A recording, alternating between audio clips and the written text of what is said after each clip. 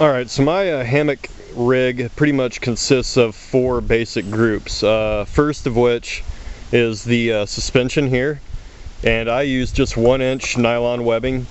I've got various lengths. This is about 3 feet. I've got some that are 6 and 8. Typically the 3-footers work fine. I've got a loop tied in one end. The other end is totally free. Also with the suspension is the Nite-ize figure 9. Now, these are rated for about 150 pounds, and I'm right at 150. So I figure between the two of these, spreading the weight of 300, it should keep me up, and it has. I would not recommend if you're a bigger person, you know, 160 plus. I don't know, I'd go for something heavier. I'm pretty light, so this setup works for me. I've never fallen, it's never broken anything, and it proves to be a really super duper way to suspend the hammock. So I got suspension there. I've got the actual hammock itself. This is a Hennessy hammock, ultralight backpacker ASIM. This is the old model that you enter through the bottom. It's not the zip door model, and it is in a set of snake skins. I love this hammock. It's great. For me, it's fantastic. I have plenty of room. I'm comfortable in it. It seems to work fine. Another part of the setup is obviously going to be tent stakes that you're going to use to secure your fly, your rain fly, and or the hammock itself. There are 2 stakes that you can use on the hammock. Sometimes I use them, sometimes I don't. But you will need some stakes. These happen to be just basic titanium shepherd hook stakes. Sometimes if I'm in, like I was last in, kind of a river, sandy sort of environment, really loose ground, I'll go with something like a Y stake, and probably like long like this. These are 9 inchers, and they got good purchase in that sandy ground.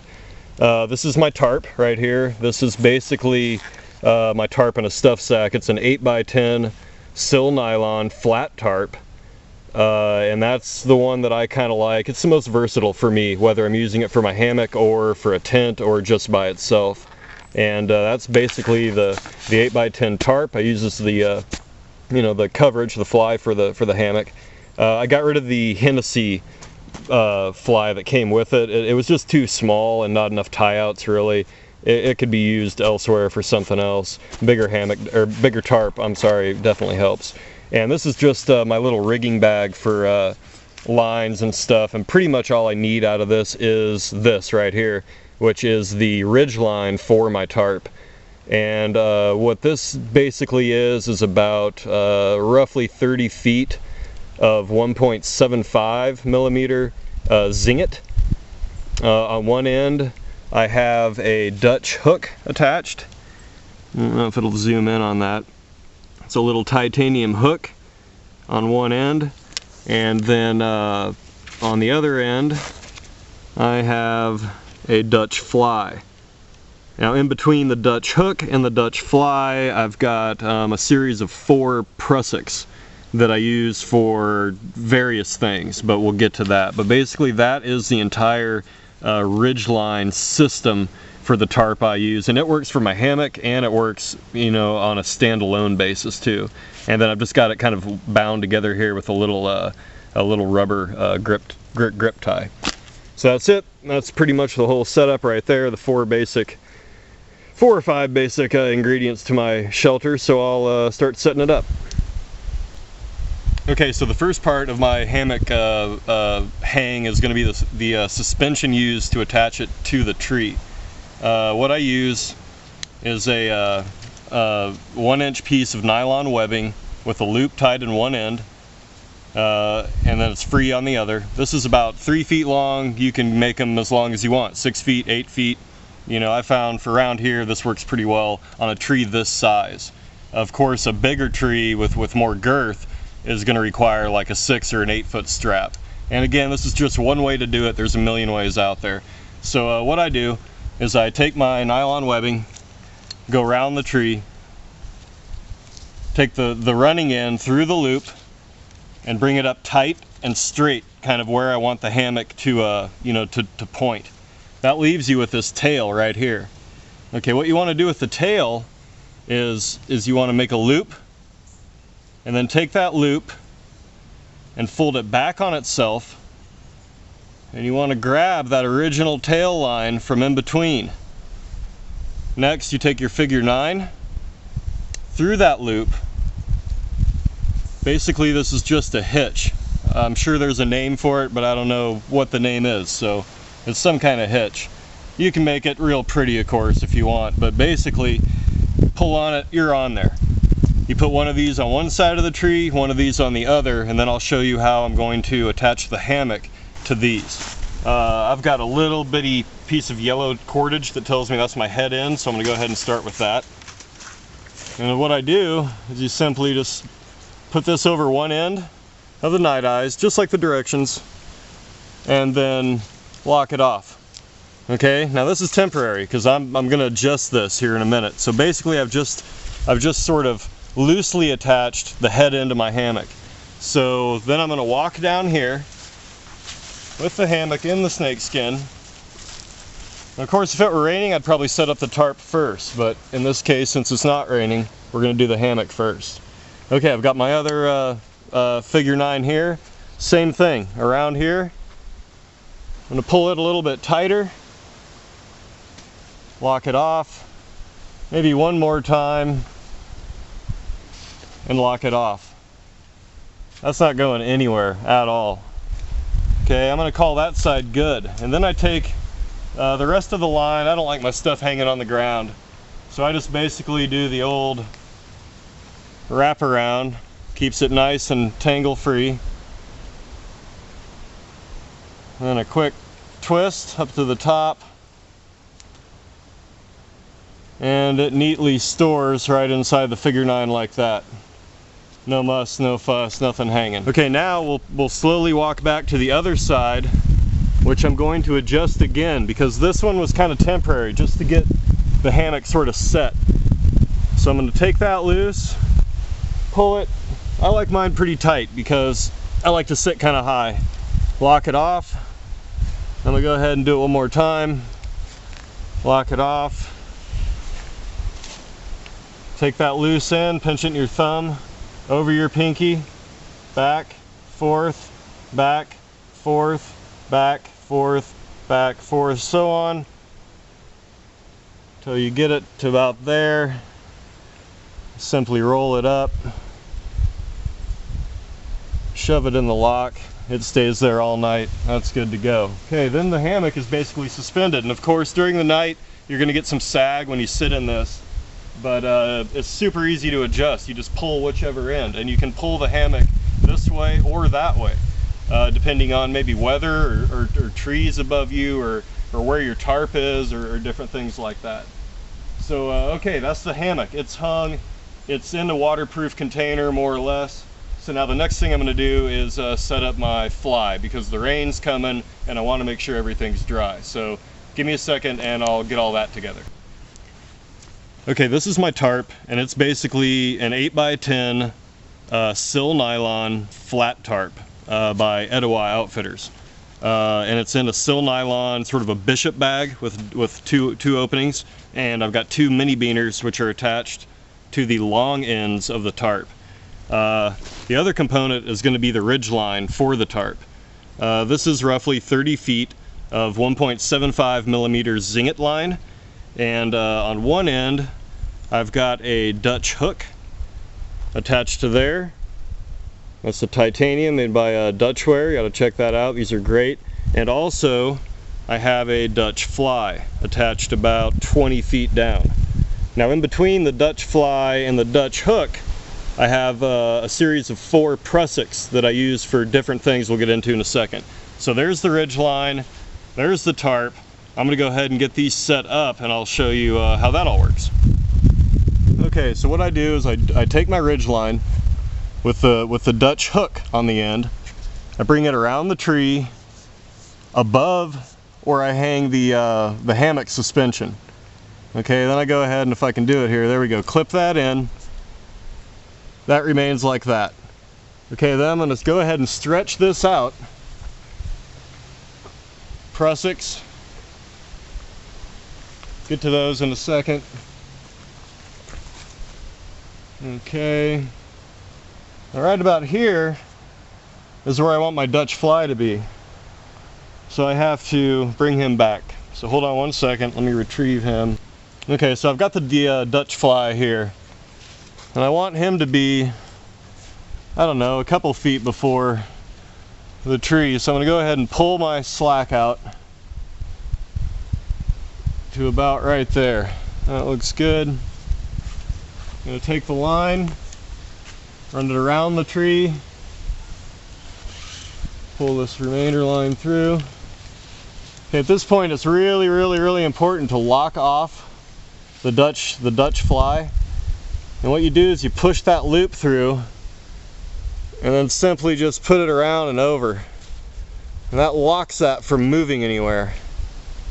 Okay, then I'll go ahead and take my running end of that line, hook it over the fly, and just like the hammock, pull it tight, lock it off. It's not going anywhere. Okay.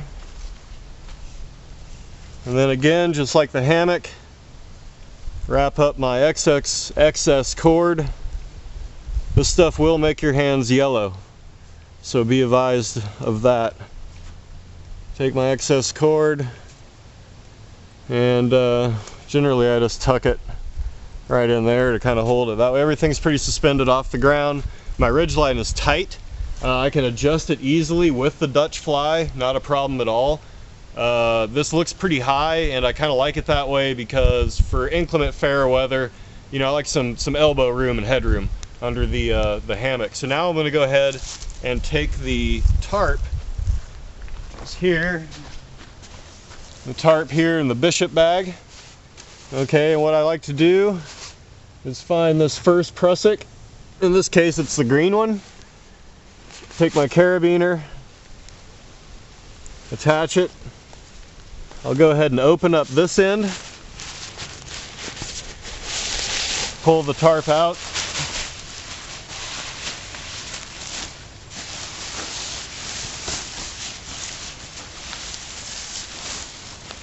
Generally, I kind of like, depending on how I'm setting it up, I'll throw it over the ridge line after I've deployed it, I guess, from the bag, after it's been deployed. And take this side.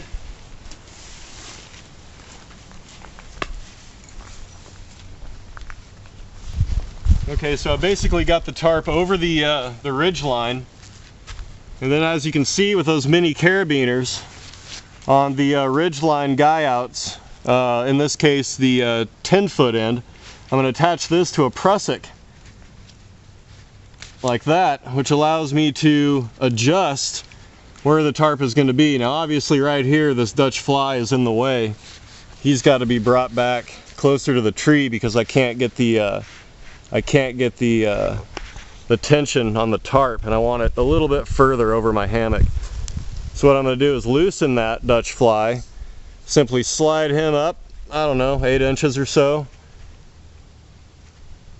Lock him off again, whoops, lock him off again. Okay.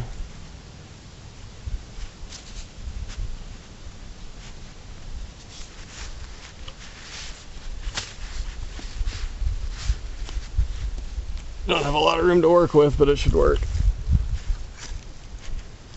And then lock him off like so. There you go. This allows me to move the tarp. For instance, I can keep it taut on this side, come along here, and loosen it along, or tighten it up and down. So I'm going to set it about there.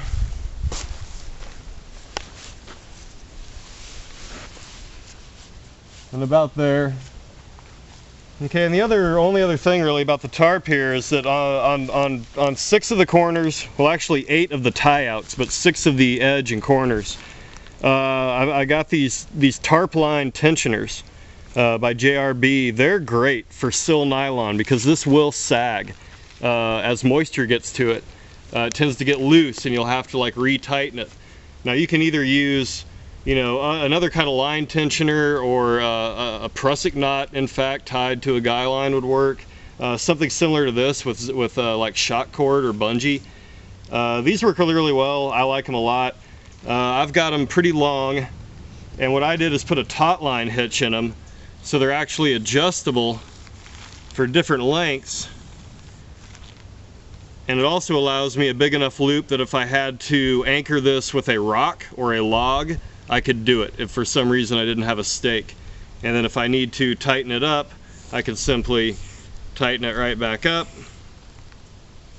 stake it where I need to stake it, and that rubber band, just like surgical tubing, will actually keep this tarp tight all night, unless it really rains hard and the wind starts to move it. But it's been fantastic. So I've got 6 of those along the perimeter, and then I've got 2 more on either side as a pull-out. These are on Sierra Designs grip clips, which don't really work that well on sil-nylon. They will slide. I've got mine on a seam, and it tends to work because I know it will shift, so I have to be kind of careful setting it up. But you know, you get this kind of effect. Everything's nice and tensioned by these surgical tubing bands, and I'll go ahead and stake it out if I can. It's pretty rocky here, and you can get the idea of what the whole thing looks like together.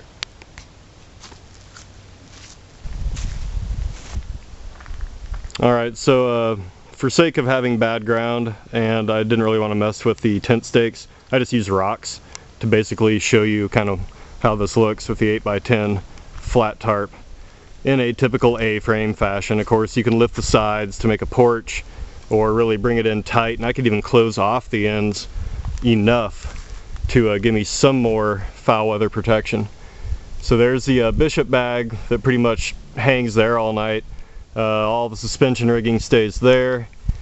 We go under here. This is the head end, as noted by the yellow cord, and as you can see that the hammock is still in the snake skin, which I like because I have tons of room in here. I'm almost standing straight up, and I could basically cook, change clothes, repack my bags, sort gear, dry clothes, and my sleeping system is packed snugly and neatly away, free of the rain and dirt in the canopy.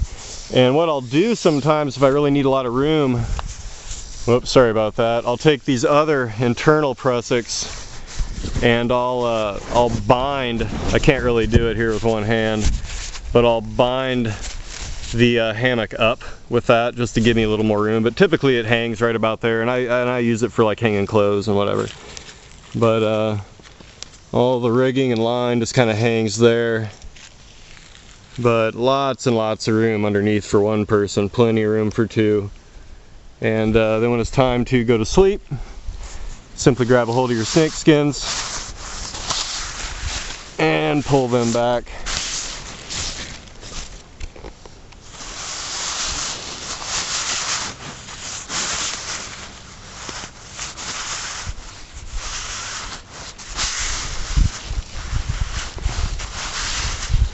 And they also act as a pretty good water guard if there's any rainwater that comes down your hammock suspension lines.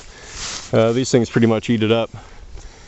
Okay, now on the Hennessy hammock, as most of you know, you can tie these out as well, and I generally do, but I didn't in this case. But there you go. You know, there's your hammock hanging there, nice and sturdy off the ground, and you've got lots and lots of room to cook and do whatever you need to do, and then pack up your hammock or go to sleep, and it's all right there. I've been real happy with it. It's a real easy system. I like it. And there you go. As you can see, inside, hanging up just fine on the 150-pound pair of Nite-ize. I figure 300 pounds ought to cover me. And I'm shifty. I move a lot in my sleep, on my side and on my back. And they haven't let me down, so I don't know, dare I say they work. They work for me anyway. So there you are, enjoying it in the hammock. It's hot because it's hot outside, there's no air, but this is a great system. I don't know the exact weights, but I know it's, you know, I know it's probably right around 3.5, 4 pounds, something like that. But anyway, hope you all enjoyed it. Thanks for watching. Tune in soon for some more exciting videos. Alright everybody, take care. Bye.